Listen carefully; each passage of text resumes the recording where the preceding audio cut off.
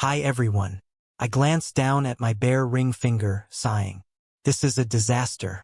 I mutter, imagining the years stretching out ahead. Is this what you want for me, Ben? I shout to the empty room, half joking but already picturing a future as the quintessential crazy cat lady, surrounded by way too many fur balls and takeout containers. Fast forward to girls' night at Nancy's place. Cozy, with wine flowing freely, low music setting the mood, and everyone comfortably sprawled across Nancy's plush sectional. I'm curled up in my favorite corner, holding my second glass of Merlot, while the conversation shifts from office gossip to the all-too-familiar relationship updates. So how are things with Ben? Maria asks, tucking her feet under her and shooting me a curious look. Set a date yet?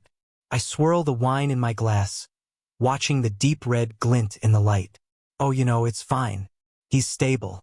The word slips out, and even I can hear how flat it sounds. Nancy raises an eyebrow, giving me a look that's part sympathy, part disbelief. Stable?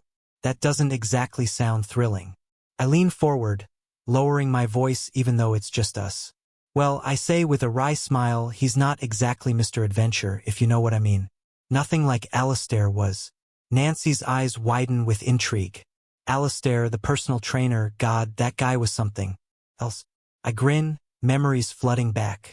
Remember when we got caught sneaking around the gym after hours? Everyone laughs, and I shake my head. But Ben, let's just say the wildest he's ever suggested was leaving the bedroom light on. We all burst out laughing, the wine amplifying the humor. And don't even get me started on the equipment differences, I add, rolling my eyes dramatically. Alistair, well, those workout shorts left very little to the imagination. Ben, just say he's working with more of a compact model, more giggles break out, and it feels surprisingly good to let it all out, even if I know I'm probably oversharing. But that's what girls' night is for, right? So why do you say yes when he proposed? Maria asks, pouring herself more wine. I shrug, holding out my glass for a refill. He's a good guy, stable job, owns his place, actually wants to settle down. And well, I'm not exactly getting any younger. I take another sip of wine, trying to sound more confident than I feel.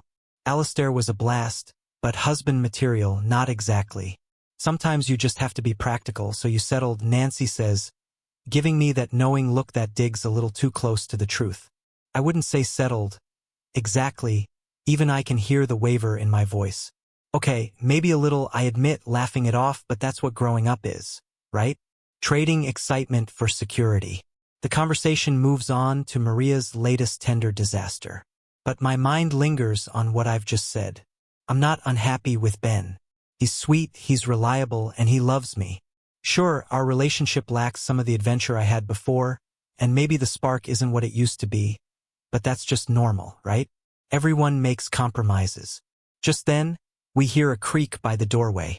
I turn, seeing Ben standing there, looking like he's just walked in on a car crash. My stomach drops. I remember he mentioned leaving his laptop charger here, but I had no idea he'd come by to pick it up tonight. He's staring right at me, and his expression says he heard everything. My hand froze on the doorknob as laughter drifted through the door.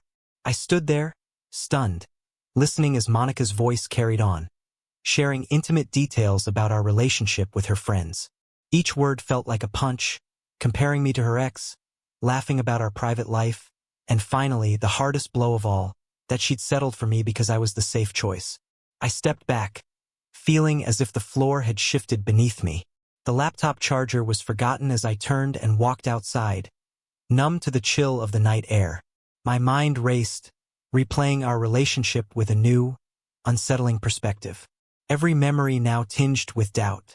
I found myself at the sports bar down the street, where the bartender, Buzz, gave me a nod as I took my usual spot, the usual bin, make it a double as I nursed the whiskey.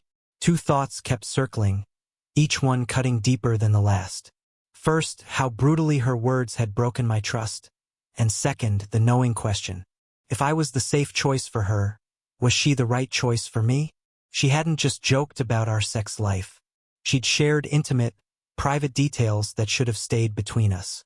This went beyond teasing. It was a betrayal of the kind of respect that I thought was the bedrock of any marriage. But it was the second thought that left me feeling hollow. I'd never doubted Monica's loyalty, never even considered that she might look elsewhere. But tonight, hearing how she talked about her ex, her longing for the thrill I apparently lacked, well, it was hard not to see a pattern. The math was straightforward. If she felt she'd settled and missed that spark, what would stop her from seeking it out? If the opportunity came along, the rational part of my mind laid it out like a fact sheet. She confessed to her friends that stability had won over excitement. As she truly believed she'd made a compromise, what was to stop her from eventually craving? The adventure she said she missed? I glanced down at my empty glass, barely registering that I'd finished it. Buzz, the bartender, came over looking concerned. "Everything okay, Ben?" The words slipped out before I could stop them. "Just found out my fiancée thinks she settled for me," I said, and as I heard myself say it, the weight of it hit harder than I'd expected. I took a slow sip from the glass Buzz poured, letting the sting of the whiskey match the sting of her words. "You know what really gets me?" I said, looking at Buzz. She told them I was the safe, boring choice. The one she settled for because the exciting guys wouldn't commit, like I'm just the default option. Buzz shook his head, his expression sympathetic. "That's rough, man. Question is, what are you going to do about it?" And that was the million-dollar question. She hadn't just broken my trust by sharing personal details.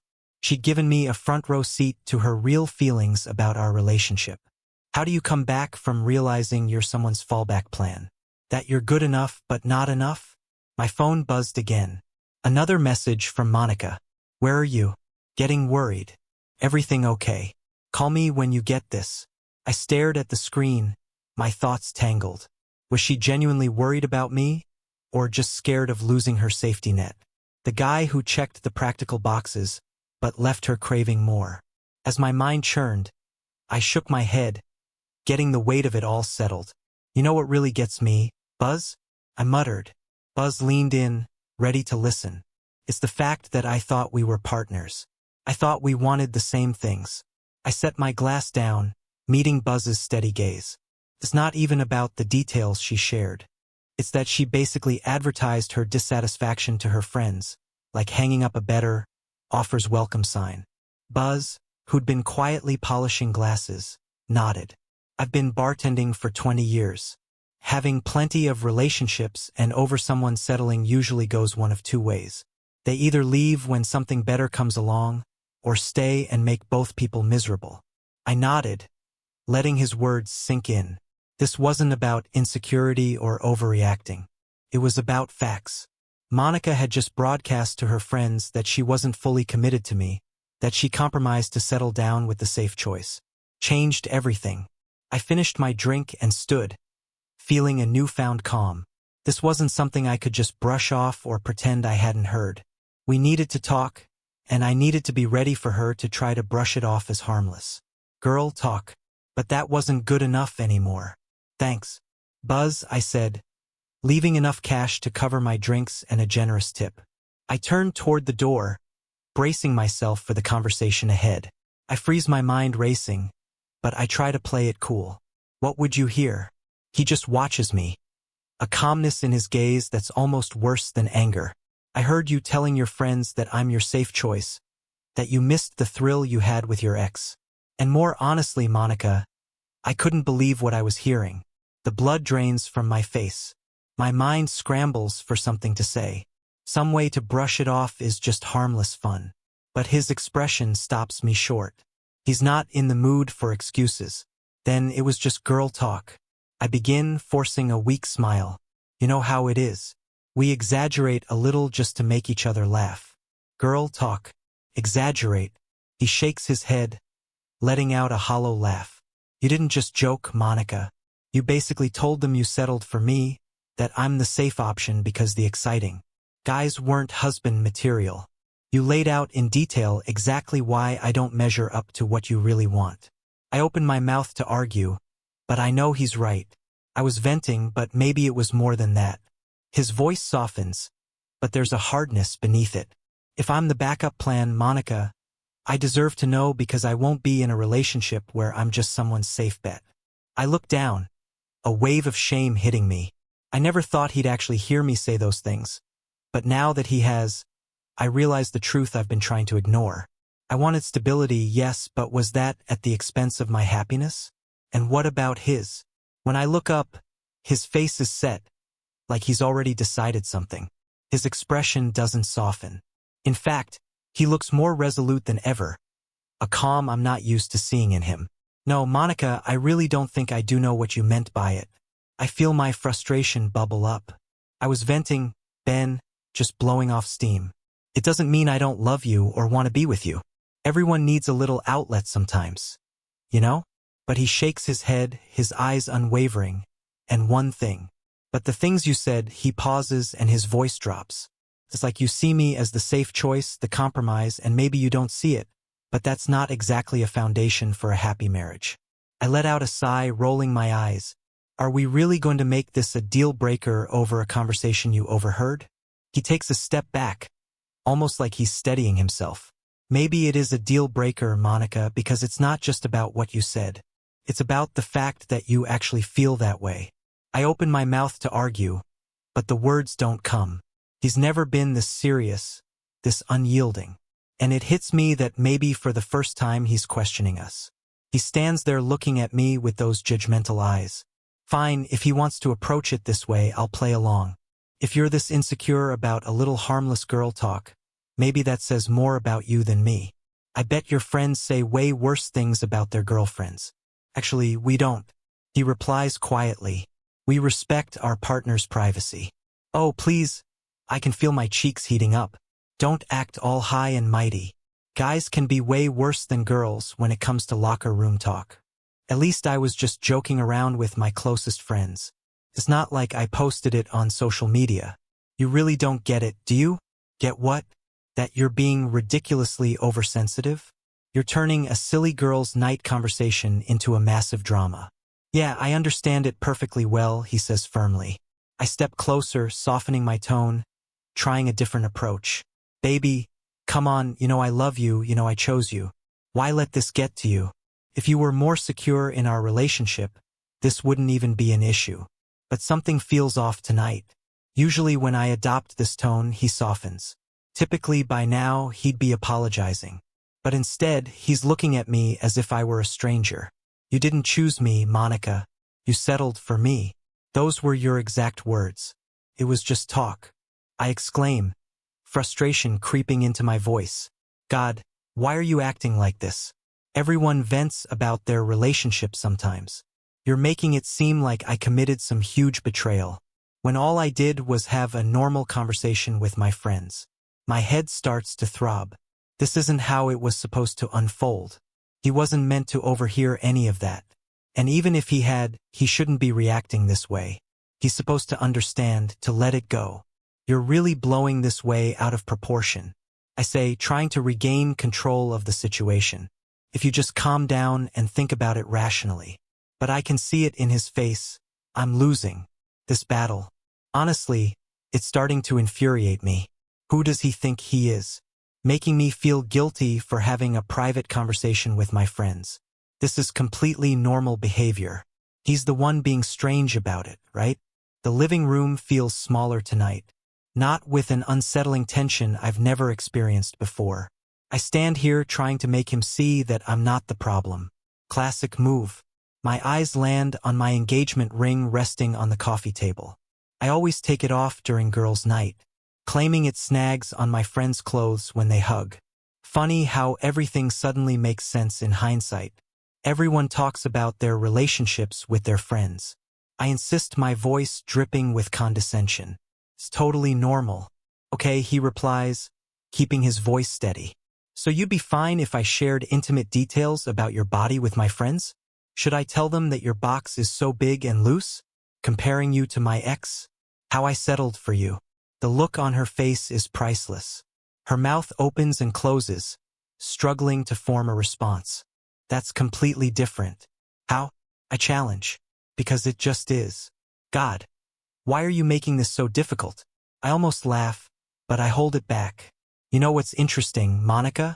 You're not sorry you said those things. You're just sorry I overheard them. Of course I'm sorry you heard. I knew you'd react like this and blow it all out of proportion when it's nothing. Nothing? Our intimacy, my trust, my dignity. It's all nothing to you. The clarity of that thought settles over me, bringing an unsettling peace. Let me ask you something, I say, moving closer to the coffee table. If it's nothing, why can't you answer my question? Why can't I talk about your body with my friends? Share intimate details? Compare you to other women? That's not the same thing at all.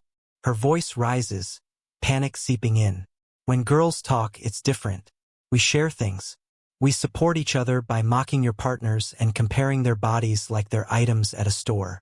You're twisting everything. She's fully defensive now, her expression hardening. This is exactly why I can't talk to you about certain things. You get so sensitive. No, I cut her off, surprising both of us with my firmness. You can't talk to me about certain things because you don't respect me. Somewhere along the line, you decided I was your safe option, your backup plan, the boring but reliable choice. That's not it. She protests, but I hold up a hand. Here's the thing, Monica. I pick up her engagement ring from the coffee table and drop her apartment key beside. I don't want to be anyone's backup plan. Her eyes widen as she realizes what's happening. The panic evident in her expression. Ben, you're being ridiculous. You can't throw away our whole relationship over one stupid conversation. You're right. It's not about one conversation. It's about respect, trust, the foundation of what we're supposed to be building together. I turned the ring over in my hand, searching her face. Tell me honestly, if Alistair called tomorrow and said he changed and wanted to settle down. Her silence is deafening. That's what I thought. Ben, please. Her voice softens, turning pleading. You're just feeling insecure. We can work through this. I'll call the girls. They'll tell you it was nothing. See, that's the problem right there. I pocket the ring. You still think this is about insecurity? It's not. It's about having enough self-respect to walk away from someone who doesn't value me.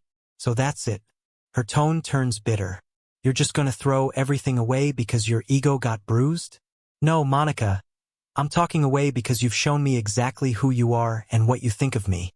I deserve better than being someone's consolation prize. I turned toward the door, her words following me like arrows.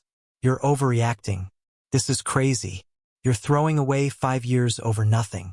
But with each step I take, I feel lighter. The anger fades, replaced by something that feels a lot like freedom. Sometimes the hardest decisions are also the clearest ones. As I close the door behind me, I hear her start to cry. A month ago, that sound would have brought me running back. Tonight, it just confirms I'm making the right choice. Some broken things aren't meant to be fixed. I can't believe this is happening. The door hasn't even closed for 5 seconds before I'm grabbing my phone. My hand shaking as I text Nancy and Maria in our group chat. Emergency. Been overheard everything. He's leaving me. Call now. The three-way call connects almost immediately. My mascara's running, but honestly, I'm more angry than sad. He's completely lost it. I tell them, pacing my living room. He came home, acting all high and mighty about our conversation. Like we committed some kind of crime or something. You guys need to help me fix this. What do you want us to do? Nancy asks. I don't know. Call him. Tell him we were just joking around. That everyone talks like that. My voice cracks. He took the ring. Guys, he actually took it back. Maybe if we all apologize, Maria starts. I'm not apologizing. I snap, then catch myself. No, I need them on my side. I mean, we didn't do anything wrong. This is totally normal girl talk. He's the one being insecure and unreasonable. But even as I say it, the sick feeling in my stomach grows. The look in his eyes when he left. I've never seen that before. This isn't like our other fights where I could sweet-talk him back or make him feel bad. For upsetting me. Oh God. I sink onto the couch. Do you know how hard it was to get him to propose in the first place? Do you have any idea how long I worked on him? 6 months of careful hints. 3 months of leaving bridal magazines around. 2 accidental walks past jewelry stores. All that work. Gone. All because of one stupid girl's night. Maybe he just needs time to cool off. Nancy suggests. You don't understand. I say. Tears streaming down my face now. I'm 33. Do you know how hard it is to find a guy with a good job who actually wants to get married? Who isn't living in his mom's basement or carrying tons of debt? Maria tries to comfort me, but I'm on a roll. And the dating pool at our age, it's all divorced guys with kids or commitment phobes, who think they're God's gift to women. At least Ben was. I stopped recalling his words. At least he was stable. Han, maybe that's part of the problem. Nancy says gently, if you're mainly with him because he's stable. Oh, don't you start. I snap. You're the one who asked if I'd settled for him. You're the one who brought up Alistair. There's an awkward silence on the line. This is a disaster. A mutter. Staring at my bare ring finger. I'm going to end up alone. Probably die alone in some apartment full of cats. Is this what you want from me, Ben? I shout at the empty room. For me to become some crazy cat lady. My phone buzzes. A text from Ben. I'll be by tomorrow. To get my things. Please have them ready. No. I start typing, deleting, typing again. Should I apologize? Blame the wine? Make him feel guilty? Tell him he's throwing away 3 years over nothing? Girls, I say into the phone. I need you to hear me out. Tomorrow when Ben comes, I need you both here. We need to make him understand that he's overreacting. That this is just how girls talk. Monica, Maria interrupts. Maybe we shouldn't dash. Fine. I hang up on them. Some friends they turned out to be. I storm into the bathroom, staring at my reflection. 33, the number taunts me. Sure, Ben wasn't perfect. Sure, maybe I wished he was more exciting sometimes. But he was supposed to be my security. My guarantee that I wouldn't end up alone. Stupid, stupid, stupid. A mutter wiping my mask. Garish. Streak. Cheeks. This isn't how it was supposed to go. He wasn't supposed to find out how I really felt. He was supposed to stay in his comfortable little bubble. Grateful that someone like me had chosen him. Chosen, settled for whatever. God, what am I going to tell my mother? She was already planning the wedding. And my younger sister is getting married in June. I can't be the single one at her wedding. I just can't. Dear listeners, please share your thoughts in the comments section below. And don't forget to like, share and subscribe.